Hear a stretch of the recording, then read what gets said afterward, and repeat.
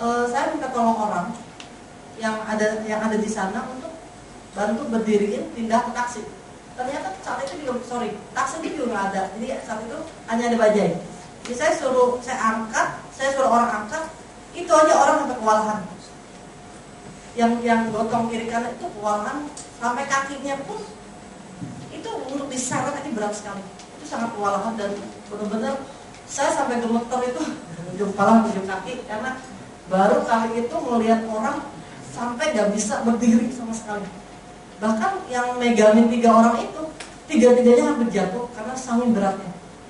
Jadi saya pikir oke deh, bawa ke bajai dan selama di bajai itu muntah, nggak berhenti. Akhirnya bawa ke Husada, kata dokter Husada, waduh ini kayaknya parah sekali dia bilang. Dan saya masih sempat 1 jam atau 2 jam ya nyari teman saya bilang kalian tuh bawa resep, saya bilang resepnya nggak ada. Akhirnya saya bilang ke Ipar, saya bilang kamu kan kemarin baru beli resep, kalau bawain 1 botol. Jadi saat kondisinya tuh terus memburuk, cuma saya bersyukurnya dia masih bisa dibangunin, masih melek, itu aja. Dan saya cekokin itu suruh anak berdua, saya cekokin 8 piece atau 9 piece resep gitu. Saat itu saya cekokin karena saya pikir buat pertolongan pertama. Karena kondisi yang mama mertua saya alami itu sama seperti suami dan tidak tertolong sama sekali. Karena kondisinya tuh kalau secara menurut kedokteran itu seharusnya memang tinggal tunggu waktunya mati gitu. Karena pendarahannya itu enggak kecil, cukup besar sekali, bahkan sudah merembet lagi ke kantong air otak.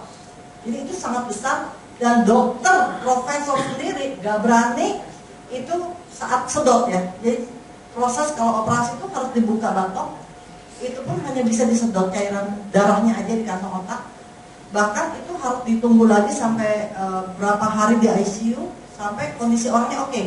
Kalau nggak oke, mungkin bisa pas away saat itu juga. Kalau oke, jadi kepalanya itu ditutup lagi, jangan batoknya taruh di kulkas, nanti dibuka lagi, harus pasang selang dari otak sampai pucus. Saya pikir gawat banget gitu. Dan dokter berkali-kali manggil saya bilang, suami kamu hidupnya hanya tinggal 30%. Jadi 30 banding 70.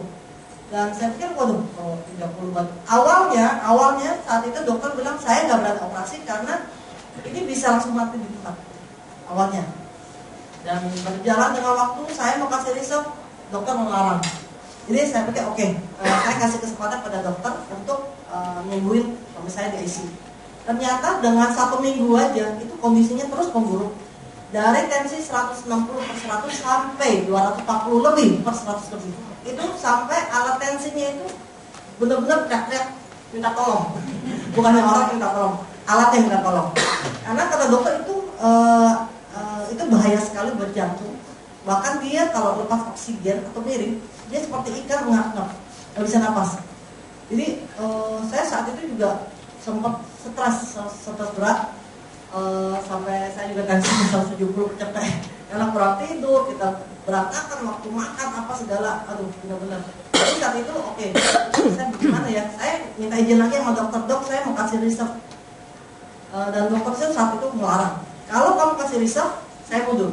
Waduh, saya shock juga ya kalau saya digituin, saya shock. Oke, akhirnya saya berdoa, saya minta Tuhan campur tangan. Waktu di semi ICU, oh ya sebelum masuk semi ICU, dokter bilang, kata dokter ini kayaknya jangan-jangan komplikasi masuk lagi ke paru-paru, jadi tambah komplikasinya. Karena dalam satu ruangan ICU ini kan banyak, nggak lebih dari 1 orang yang sakit, bahkan lebih gitu. Dan dia kondisinya kan tidur terus, nggak bisa miring, nggak bisa gerak, sama sekali nggak bisa geser badan.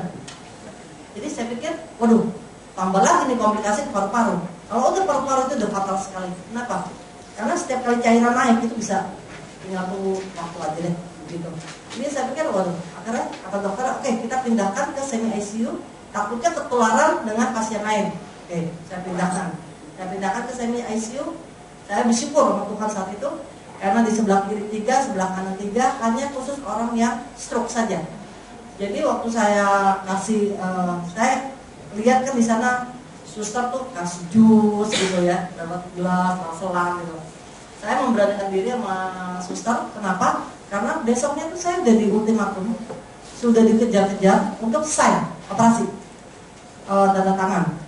Itu saya dari siang dicari sama dokter sampai sore sampai malam, sampai jam 10 ditunggu untuk tanda tangan besok CT scan. Kalau hasil CT scan-nya terus memburuk, harus operasi saat itu juga. Jadi saya pikir waduh gawat juga nih. Dan saya saat itu saya nekat, saya percaya Tuhan membantu ya, saya jalan. Saya hanya minta tolong sama suster, sus saya mau kasih jus yang dari rumah sakit tolong stop. Saya nggak mau kasih. Saya mau jus yang dari saya pribadi. Akhirnya karena saya saat itu nggak ada dokter, jadi saya minta tolong suster bilang oke, asal tanda tangan. Oke, saya tanda tangan. Karena kalau enggak perutnya sudah mau dimasukin lagi obat, dikuras karena sudah 1 minggu atau 2 minggu ya, nggak bisa biarin. Jadi, bener-bener tuh udah komplikasi banget, bener-bener komplikasi.